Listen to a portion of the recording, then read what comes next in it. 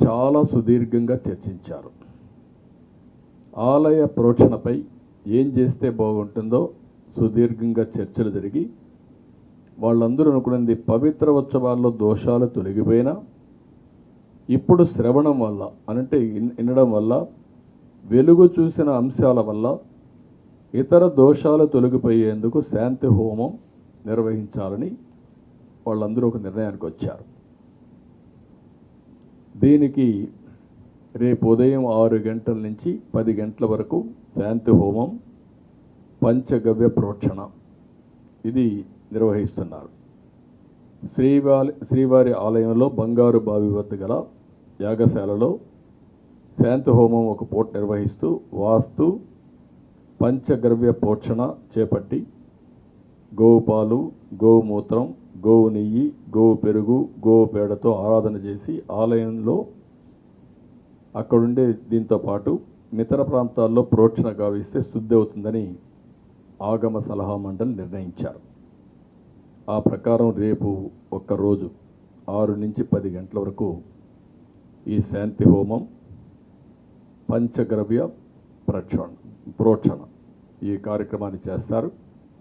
అదే మరిగా అన్ని టెంపుల్స్లో కూడా ఎండోమెంట్స్ మినిస్టర్ గారు ఇక్కడే ఉన్నారు. ఒక సాంప్రదాయం ప్రకారం వాళ్ళ ఆగమ శాస్త్రం ప్రకారం ఆ టెంపుల్స్లో కూడా ఎప్పటికప్పుడు ఎలాంటి యాగాలు చేస్తారు. ఒకవేళ ఎవరైనా కానీ అక్కడ కూడా చేయకపోయి ఉంటే అవన్నీ కూడా చేసి పవిత్రతను కాపాడే విధంగా అన్ని టెంపుల్స్లో చేయమంటున్నాం. అన్ని టెంపుల్స్లో కూడా ఒకసారి వెరిఫై చేసుకొని మనం వాడే ముడి సరుకులన్నీ కరెక్ట్గా ఉన్నాయా లేదో చూసుకొని అన్ని చర్యలు తీసుకోవాలని చెప్పి నేను మినిస్టర్ గారికి నిన్న మొన్న ఆదేశాలు ఇచ్చాం. ఆయన కూడా వర్కౌట్ చేస్తున్నాడు. ఆయన వర్కౌట్ చేసి అన్ని టెంపుల్స్ కూడా ఈ సాంప్రదాయాలు కంప్లీట్ చేస్తాం.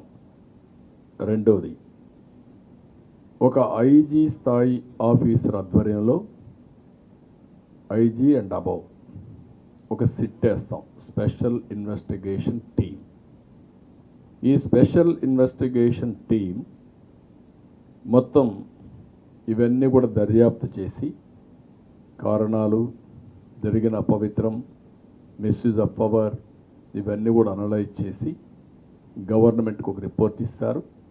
దానిపైన గవర్నమెంట్ చాలా కఠినంగా యాక్షన్ తీసుకొని తద్వారా భవిష్యత్తులో ఇలాంటి జరగకుండా ఏమేం చేయాలనో అవన్నీ చేస్తాం. There is no compromise. ఎవ్వరు కూడా ప్రజల మనోభావాలతో ఆడుకోవడానికి ఎవ్వరికి రైట్ లేదు.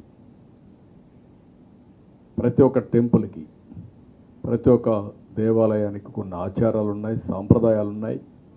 అవన్నీ గౌరవించే బాధ్యత మనకందరికీ ఉంది. ఎవరైనా గౌరవించకపోతే పగడ్బందీ చట్టం ద్వారా మళ్ళీ దీన్ని తీసుకొస్తాం. అదే మరి చేసిన తప్పుల్ని పనిష్ చేస్తూనే భవిష్యత్తులో పునరావృతం కాకుండా ఏం చేయాలో అవన్నీ చేయడం కోసం ముందుకెళ్తాం. ఇంకొక పక్కన ఏ ప్రార్థనా మందిరాల్లో కానీ ఒక మతం అని కాదు, అక్కడంతా కూడా ఆ మతం వాళ్ళే ఉండాలి. ఆ మతం వాళ్ళే మేనేజ్మెంట్ మీద ఉండాలి. ఆ మతం మీద నమ్మకం ఉండేవాళ్ళే ఆ మేనేజ్మెంట్ ఇష్యూస్ అన్ని హ్యాండిల్ చేయాలి. అందులో నేరస్తులు కానీ సంఘ విద్రోహ శక్తులు కానీ అలాంటివి లేకుండా వెరిఫై చేసుకుంటాం మేనేజ్మెంట్ బోర్డులు వేసేటప్పుడు.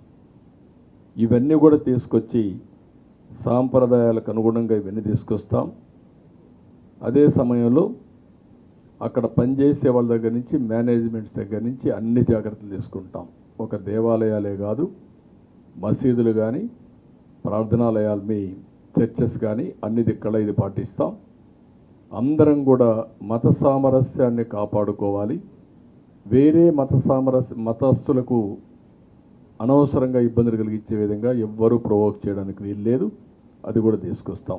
అవసరమైతే ఒక ప్రత్యేకమైన చట్టాన్ని తీసుకొస్తాం, దాన్ని అమలు చేస్తాం.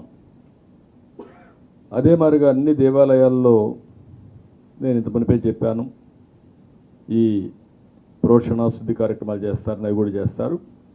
ఇంకొక పక్కన మొత్తం